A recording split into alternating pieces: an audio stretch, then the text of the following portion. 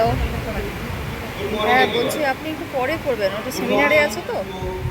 all present here, all professors, all faculties, all delegates, hello, and all students. বলছি sir একটু সেমিনারে আছে, আপনি I একটু am পরে Dr. ফোন করবেন। Gautam Dey, হ্যাঁ। currently working as a faculty at Deven Mahato Government Medical College and Hospital, and also working as a consultant pathologist in the Rotary Hospital since more than 5 years. First of all, my sincere gratitude to all the organizing committee and as well as respected principal ma'am for offering us the auditorium to talk about something we need in these days, and also the sweet students. So first, let's this morning make us a awesome morning.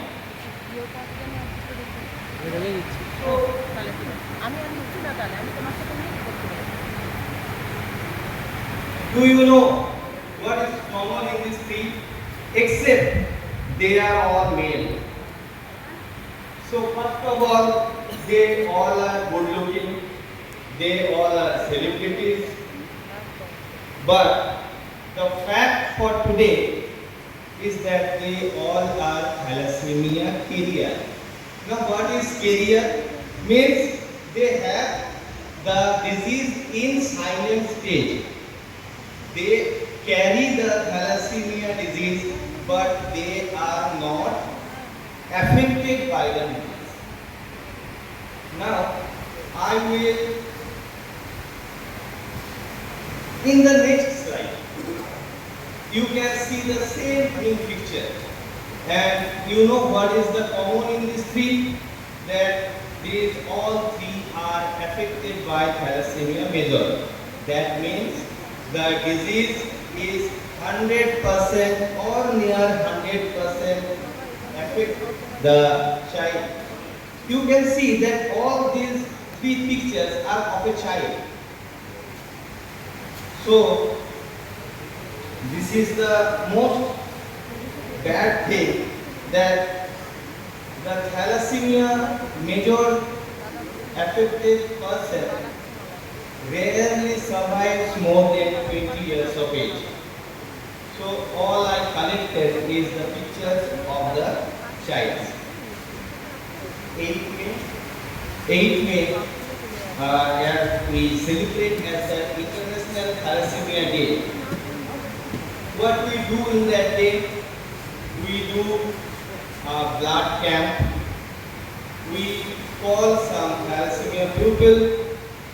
We pour our gratitude to them, give some gift to them.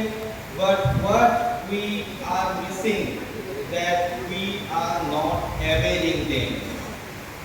So my concern today is to avail the thing which they are involving throughout their life.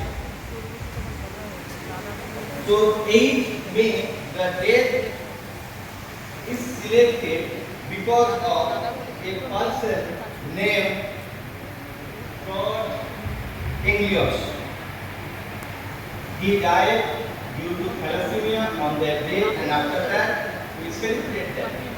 Actually, I coined the term celebrate because we don't act much on this date. Rather, we just sing or giving lectures. Now come to why thalassemia is so much important.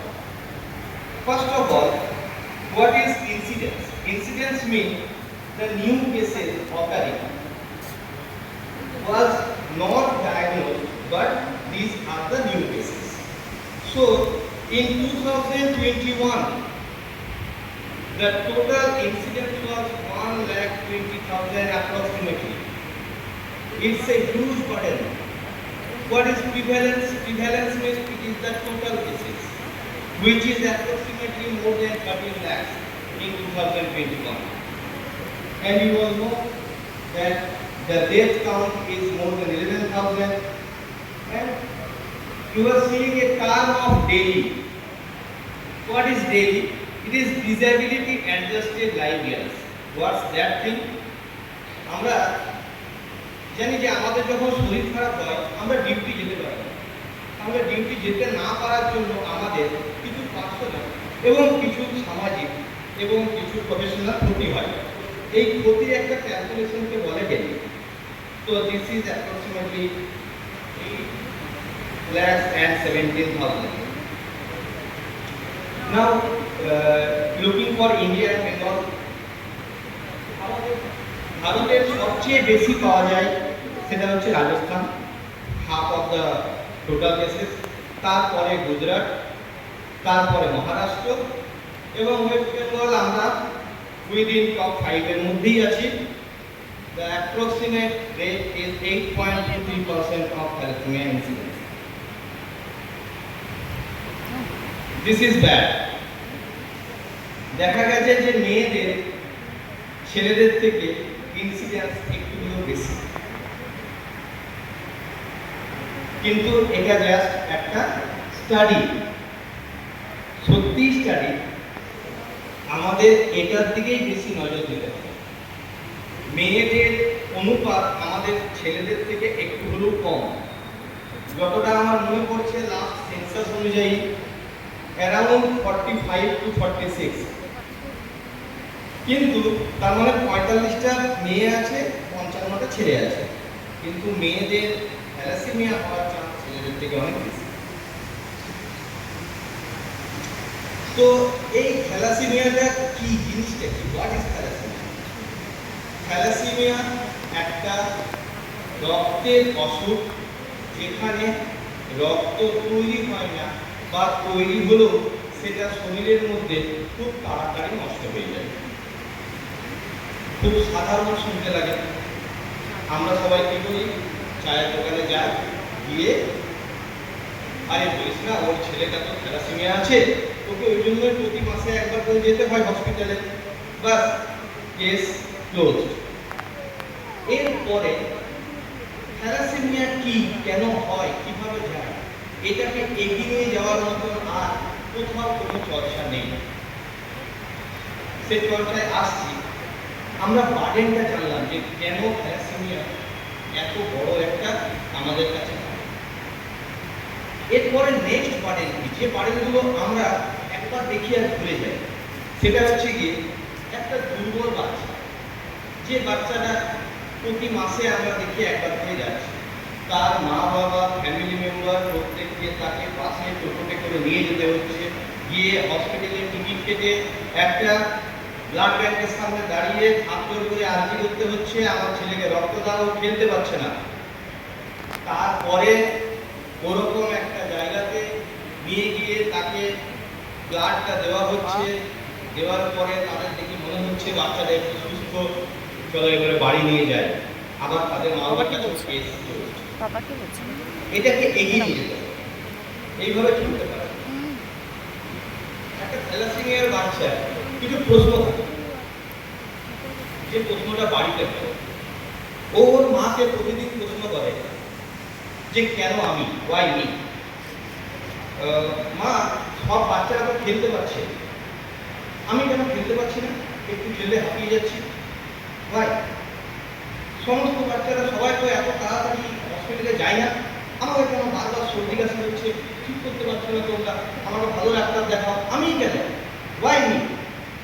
যখন ও বড় হয়, ওর পেটটা বড় হয়, দেখতে একটু কেমন হয়ে যায়, খারাপ বলা ভুল, মা বাবার কাছে বাচ্চা কাছে তো খারাপ হয় না, কিন্তু কেমন হয়ে যায় আমাদের কাছে, কেমন হয়ে যায়, তখন সে তার মাকে জিজ্ঞাসা করে, মা ওয়াই মি। তারপরে যখন শেষ ব্লাড ডোনেশন পেতে পেতে তার হয় এইচআইভি ঢুকে যায়, বা স্প্লিনেক্টমি, স্প্লিন প্লিহার এটা কাটা পড়ে যায়, অনেক দিন ধরে অসুস্থ হয়ে যায়, তখনও তাকে জিজ্ঞাসা করে তার মাকে কেন আমি। তারপরে তো আলটিমেট আমরা জানি এটা মৃত্যু, তার আগে পর্যন্ত জিজ্ঞাসা করে ওয়াই মি। এবং এই দোষটা কখনোই কোনো অ্যাক্ট অফ গড নয়, it is act of parents, act of us, act of all. So এই বাচ্চাটারও প্রশ্ন সেটাই যে কেন আমি। সামান্য এক্সাম্পল, যে এক্সাম্পল দিয়ে বোঝা যাচ্ছে যে যদি দুটি মা বাবা রোগগ্রস্ত নাও হয় তবু তার ছেলের রোগ হতে পারে। কতটা হতে পারে? 4টি বাচ্চার মধ্যে 1টি। 2টি হতে পারে যারা রোগটা বহন করতে পারে, আর 1টি হতে পারে নিরোগ। তার মানে 4টি বাচ্চার মধ্যে, তার মানে 25% চান্স যে একটি বাচ্চা নিরোগ হবে। এই চান্সটা অনেক কম, এটা নেওয়া উচিত নয়। তাহলে কি করা উচিত এটার ট্রিটমেন্টে, যেটার জন্য আমাদের আজকে এত বড় আয়োজন?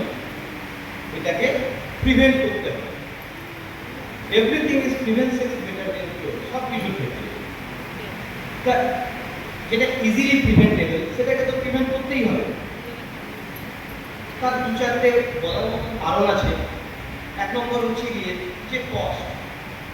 একটা বাচ্চার জন্য এটা সরকারি কস্ট বলে 2 লাখ পার ইয়ার খরচ হয় ইন ইন্ডিয়া, যেটা একটা huge cost. Life long treatment লাগে, যতদিন বাঁচবে ততদিন ব্লাড ট্রান্সফিউশন, আয়রন বেড়ে গেলে আয়রনটা কমানোর ওষুধ, খুব বড় স্ক্রিন হয়ে গেলে স্ক্রিন কাটা, এই সমস্ত কিছু লেগে যাবে। এটার আলটিমেট ট্রিটমেন্ট আছে, যেটা হচ্ছে বোন ম্যারো ট্রান্সপ্লান্টেশন। তো বোন ম্যারো ট্রান্সপ্লান্টেশন শুনতে মাত্র 3টি কথা, কিন্তু এটার জন্য কস্ট ভারতেই প্রায় 30 থেকে 40 লক্ষের মতো। এটা কস্ট। সেকেন্ড হচ্ছে পাওয়া, বোন ম্যারো কার দেওয়া হবে সেরকম একটা যোগ্য ডোনার পাওয়া আরো মুশকিল। তাহলে এটা প্রায় নায়ের ঘরেই আছে। নেক্সট হচ্ছে গিয়ে যে সোশ্যাল স্টিগমা। এই যে মা ওর একটা বাচ্চাকে একটা টোটোতে ওর নিজের শাড়ির আঁচলটা ঢাকা দিয়ে নিয়ে আসছে, এটা কতটা অসহ্য দেখায়। আমরা তো রাস্তাঘাটে দেখি ইগনোর করে যাই, কিন্তু একবার ভেবে দেখুন যে এই সামান্য জিনিসটা কতটা অসহ্য দেখায়। ওর ছেলেটা বলছে আমাকে দেখতে দাও, আমি তো দেখি দুনিয়াটা কোথায় কি আছে। তোর মা বলছে না, একজন হসপিটালে তুলবো। এটা সোশ্যাল স্টিগমা। এটা থেকে আমাদের বেরিয়ে আসতে হবে। এটা থেকেই আমাদের বোঝাতে হবে this is not so much কান্নার টু ক্র্যাক। এটা এরকম নয়। এটা আজকে আমরা চাইলে আজকে 25 বছর পরে 0 করে দিতে পারবো। কিভাবে করব? তাহলে এটার প্রিভেনশনের জন্য কিছু স্ক্রিনিং প্রোগ্রাম 3টি আছে। একটি হচ্ছে কেরিয়ার স্ক্রিনিং। কেরিয়ার স্ক্রিনিং মানে আমাদের এই টিমের মধ্যে যারা বসে আছে ইনক্লুডিং মি কেরিয়ার হতে পারি। নই কি হ্যাঁ সেটা আমি পরে বলেছি, বাট ইনক্লুডিং মি আমরা কেরিয়ার হতে পারি। আমরা নর্মাল দেখাচ্ছি, নর্মাল আছি, সব কিছু নর্মাল করছি, কিন্তু we may B A career. তো কেরিয়ার স্ক্রিনিং প্রয়োজন। কেন প্রয়োজন? কারণ ওই যে দুজন যদি কেরিয়ার মা বাবা থাকে দুজনে, তাহলে কিন্তু 2টি বাচ্চা কেরিয়ার হয়, 1টি বাচ্চা রোগগ্রস্ত হয়। তাহলে 75% খারাপের পরে 25% ভালো করে।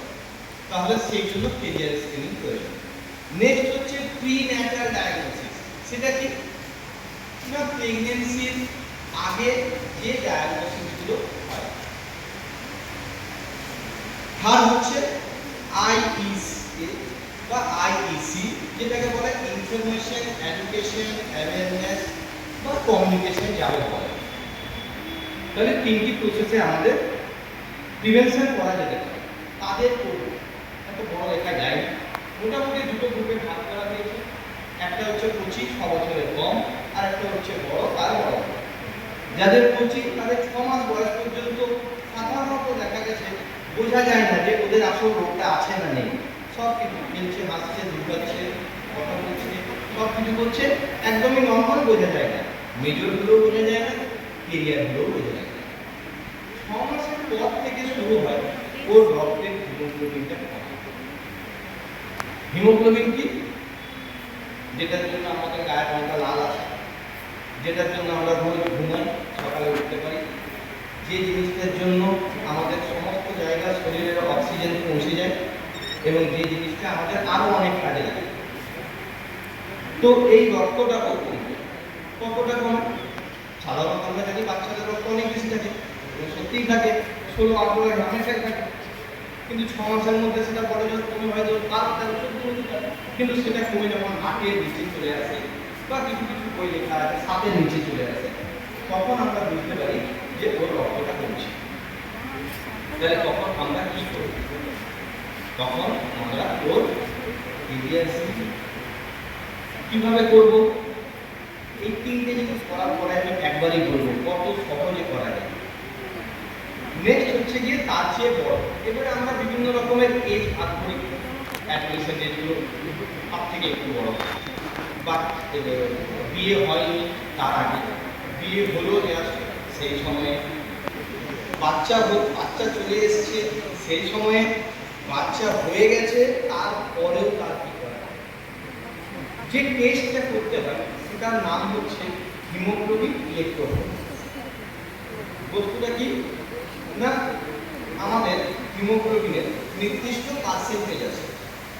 যখন ছোট হয় ফিটাল হিমোগ্লোবিন বলে একটা জিনিস বেশি থাকে, যত বড় হয় ফিটাল হিমোগ্লোবিনটা কমতে থাকে, অ্যাডাল্ট হিমোগ্লোবিনটা বাড়ে। এটা নর্মাল। কি হয় থ্যালাসেমিয়ার ক্ষেত্রে যখন আমরা হিমোগ্লোবিন ইলেকট্রোফোরেসিস করি তখন দেখা যায় ফিটাল হিমোগ্লোবিনটা বেশি আছে এবং অ্যাডাল্ট হিমোগ্লোবিনটা যে হারে ওর বাড়ার কথা সেই হারে বাড়ে না। মাত্র 1.5 ml to 2 ml ব্লাড যে কোনো জায়গা থেকে টেনে নিয়ে 1 ঘন্টার মধ্যে টেস্ট করা সম্ভব, যেটার জন্য আমাদের এত বড় বার্ডেন তৈরি হয়েছে। কি প্রয়োজন? শুধুমাত্র awareness, education and consciousness. Why consciousness? কারণ কেসটা ওই যে চায়ের দোকানে ক্লোজ হয়েছিল ওখানে ক্লোজ করা যাবে না, ওখান থেকে নিয়ে আসতে হবে তোরা বাচ্চা নিবি কিনা, চল হসপিটালে, আবার তোদের দুজনের টেস্ট করাবি, পুরো ফ্যামিলি টেস্ট করাবি। এরপরে আমি কিছুগুলো সাইড দেখাবো যেটা দেখে কিছুটা ভয় লাগতে পারে, কারণ ভয় না লাগলে তো মানুষ সচেতন হয় না।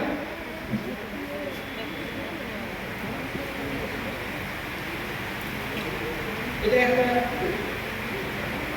একটা আমরা সবার মধ্যে থাকে কি, আমরা ভীষণ কনসাস, আমরা সবাই জানি যে আমাদের যদি যমজ বাচ্চা হয় আমরা দুটো বাচ্চারই জেন্ডার দেখব কি আছে, we are so conscious. But আমরা এতটুকু কনসাস নয় যে আমার যে বাচ্চাটা আছে সে সুস্থ আছে কিনা জানবো। দেয়ারপর যখন এরকম একটা স্ক্যান করছে, মা বাবা জিজ্ঞাসা করছে রেডিওলজিস্টকে যে কিছু দেখতে পেলেন, তখন রেডিওলজিস্ট ওর কথাটা শুনতে পেয়েছি কিনা জানি না, কিন্তু বলছে আগে এইচএলসি টেস্টটা কি করিয়েছেন আপনি? ও আর কিছু বললো না, আর কিছু দেখালো না। এরপর সেই ছবিগুলো আছে, বাচ্চা আসার পরেও এটাকে ডায়াগনোসিস করা যায়। কিভাবে করা যায় না, কোরিওনিক ভিলাস স্যাম্পলিং। বিরাট কঠিন কথা, খুব কঠিন কথা, তার চেয়েও কঠিন হচ্ছে সাফারিংস।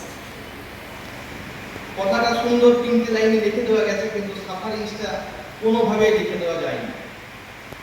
কি করে দেখো, একটি ইউএসজি করতে করতে একটি বাচ্চা ওই যে প্লাসেন্টার কাজটা, এটাকে আমরা ফুল বলি, সেখান থেকে জোর করে টেনে নিয়ে কিছু স্যাম্পল নিয়ে আসে, সেটা টেস্ট করলে আমরা জানতে পারবো ওই বাচ্চাটা থ্যালাসেমিয়ার এরিয়া না মেজর। আর কি টেস্ট আছে? অ্যামনিওসেন্টেসিস। সেটা কি না, বাচ্চাটা যখন পেটের ভেতরে আছে তখন ওই যে জলটা আছে, যে জলটার মধ্যে সাঁতার কাটছে, সেই জলটাকে বের করে নিয়ে এসে তার টেস্ট করবে। ইউএসজি করতে করতেই করা হয়, কিন্তু এটা একটা সাফারিংস যেটাকে অ্যাভয়েড করা যায়। এটাকে ফিটাল ব্লাড স্যাম্পলিং।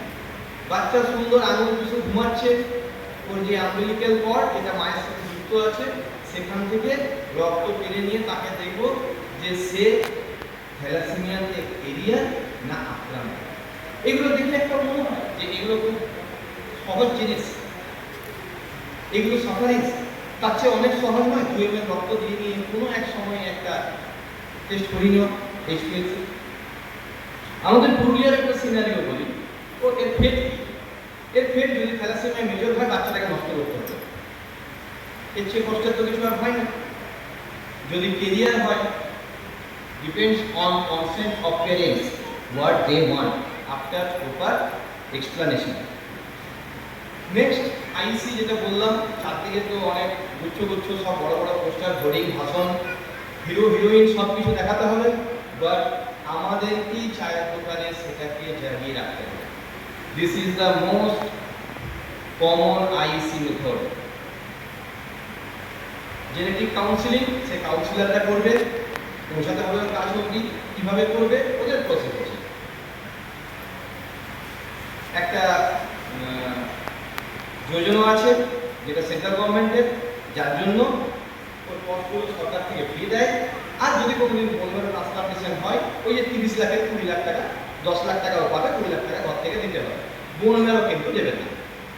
আমাদের মেডিকেল কলেজে এখন মোট অ্যাপ্রক্সিমেটলি 350 থ্যালাসেমিয়াস কেরিয়ার প্লাস মেজর আছে, তার মধ্যে 220 থেকে 250 জনের রেগুলার ব্লাড ট্রান্সফিউশন লাগে। এবারে আজকের ডেটে আমাদের একটা ওথ দিতে হবে। শক্তিমান সবাই দেখেছি, শক্তিমানের ওই ঘোড়াটা দেখে অনেকজন সুইসাইড করেছিল। তার কিছুদিন পর থেকে শক্তিমান একটা নতুন এপিসোড বের করেছিল ছেটে, যে ছোটি ছোটি মাগার কপি বাতে। তাতে কি বলতো না, কোনগুলো করা উচিত নয়, তাই না? তো আমাদের যেটা করা উচিত নয় সেটা হচ্ছে বিয়ে করা উচিত নয়। এটা বলা তো ভুল, করা অবশ্যই উচিত, কিন্তু তার আগে থ্যালাসেমিয়া টেস্ট করা উচিত। ভুল করে যদি বিয়ে হয়েও গেল, তাই না, এরপরও বাচ্চা নেওয়ার আগে আমাদের থ্যালাসেমিয়া টেস্ট করা উচিত। এর বেশি আমি আর যাবো না, তার কারণ এই দুটো যদি আমি করতে পারি, এই কোর্সটা যদি আমি পৌঁছাতে পারি, তবেই আজ থেকে 25 বছর পরে থ্যালাসেমিয়া জিরো হবে, না হলে হবে না। তো আজকে নেক্সট আমি, দিস ইজ মি। আমি আমার থ্যালাসেমিয়া টেস্ট করেছি বিয়ের ঠিক 6 মাস আগে। আমার thalassemia report Bankura medical college থেকে, এবং তার ঠিক 6 মান্থ পরে আমি বিয়ে করেছি। Thank you all. আজকে